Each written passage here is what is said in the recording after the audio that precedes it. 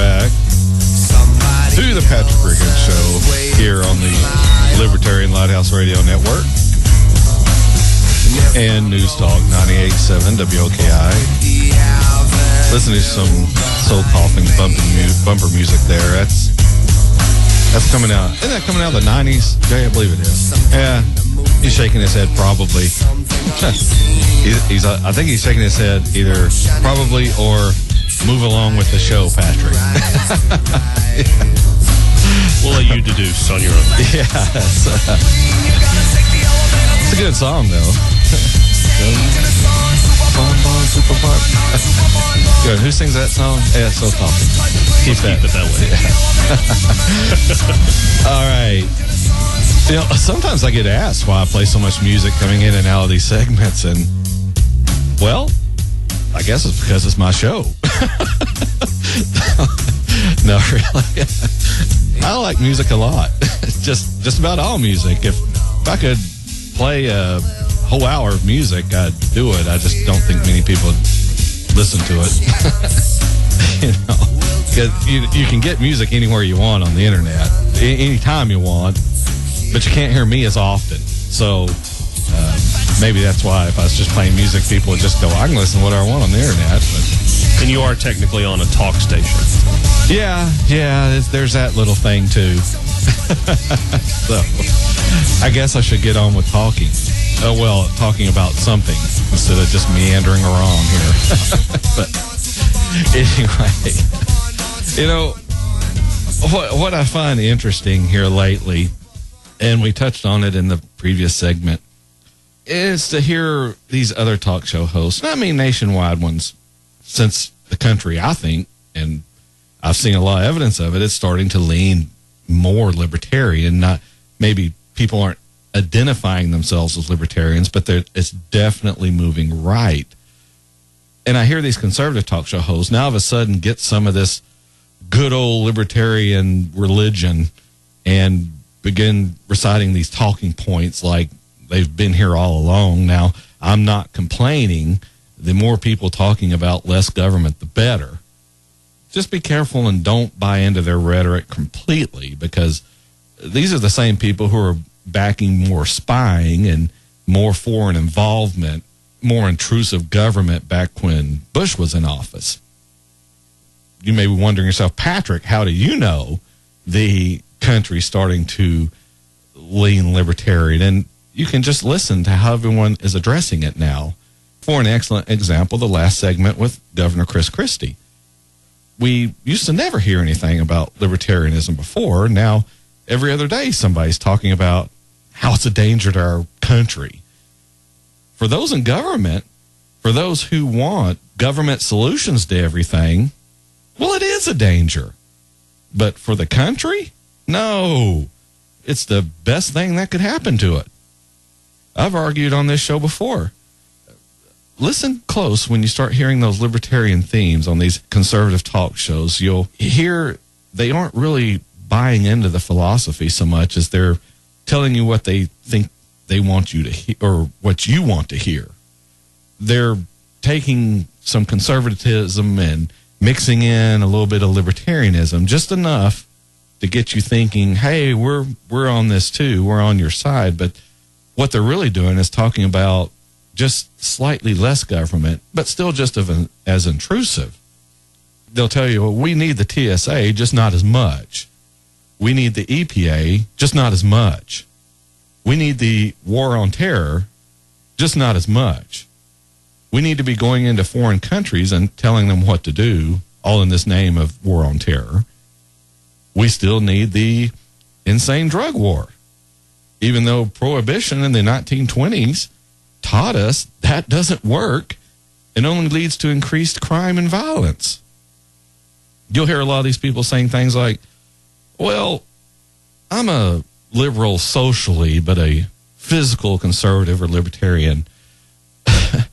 Well, stupid, how do you pay for those social programs other than taking money at the point of a gun, something that is decidedly anti-libertarian?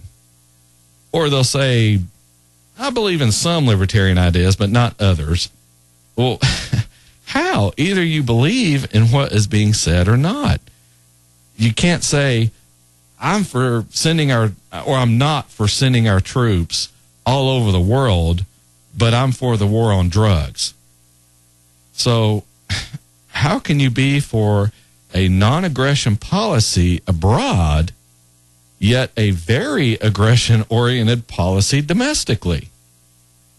What you're saying is shooting people isn't okay in another country, but it's perfectly fine within our own borders when we're forcing people to live the lifestyle that the government dictates.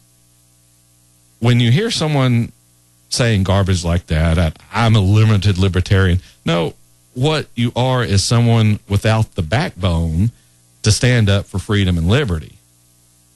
That's what you are. Sure, you can talk a good game, but when the fire gets too hot, you wilt. Go back and listen to the clips from John Stossel and Judge Napolitano when they were talking on Fox, and I had those clips on this show last week. The clips of Mr. Stossel wilting under the NSA spying program.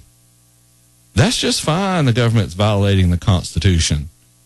But don't waste government money buying a $1,000 toilet. Now that makes him mad. That's why you can listen to this show and hear libertarian ideas fresh out of the well of freedom and liberty. We don't cut it with anything. We don't mix in our particular flavorings. We just give it to you fresh, clean, and clear. Because you're an adult and you can make your own mind up on how to run your life. That's really what libertarianism is. Letting you run your own life and letting others run theirs. But we'll have people say, Patrick, everyone can't take care of themselves. Some people need someone else to tell them what to do. Well, maybe so. I'll give you that. But we already have a system for that. The family of that person can petition a judge to appoint one of them as a guardian. Or this person who needs care can be appointed a guardian outside the family if they don't have any family. But the rest of us don't need that. But the government seems to think differently. You see, it has appointed itself wholesale guardian of the rest of us without any court order, without any hearing. We've just been assumed to be unable to take care of ourselves, to make the, quote, correct decisions, unquote, regarding our own lives. So the government has appointed itself as our guardian, whether we like it or not. And the other nice thing is, we don't have a choice on whether we want to pay for this service or not. We're just taxed and the service is provided no matter whether you need it or not. As I said on my show last week, unfortunately, a lot of Americans are only too eager to take on the role of subservient human to the government, of letting the government provide everything and they just exist, not moving down, but not moving up either. And this is exactly what the government wants. Basically, cattle that can vote. The government provides food and shelter and, heck, even cell phones and internet service. Cows don't even get that. Just vote to keep the people in office who are giving you the free stuff. It's interesting how it's mainly the liberals who argue for this sort of thing, this dehumanization of a whole class of people in our society. That's what government aid eventually does. It robs the people it's supposed to help of any dignity, any sort of feeling of accomplishment in their lives. But have you ever stopped to think how contradictory a liberal's position is when it comes to this unconstitutional safety net they like to talk about?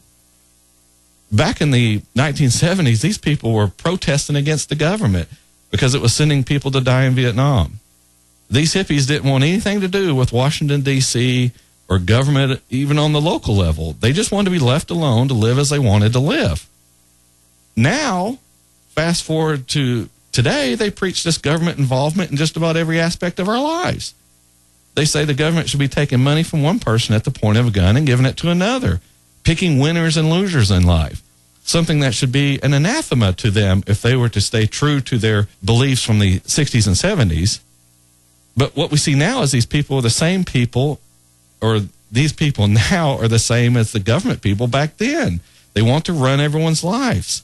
It's just funny how things come full circle from protesting against the man not doing what the government wanted to being the man and being the government. We're up on the last break here on the Patrick Regan Show. Proud partner of the Beacon of Freedom and Liberty, the Libertarian Lighthouse Radio Network, and broadcasting our message here locally on News Talk 98.7 WOKI. When we return, we'll hit a couple more things before we run out of time. Be sure and stick around after these important messages from the people who bring you this show, our sponsors.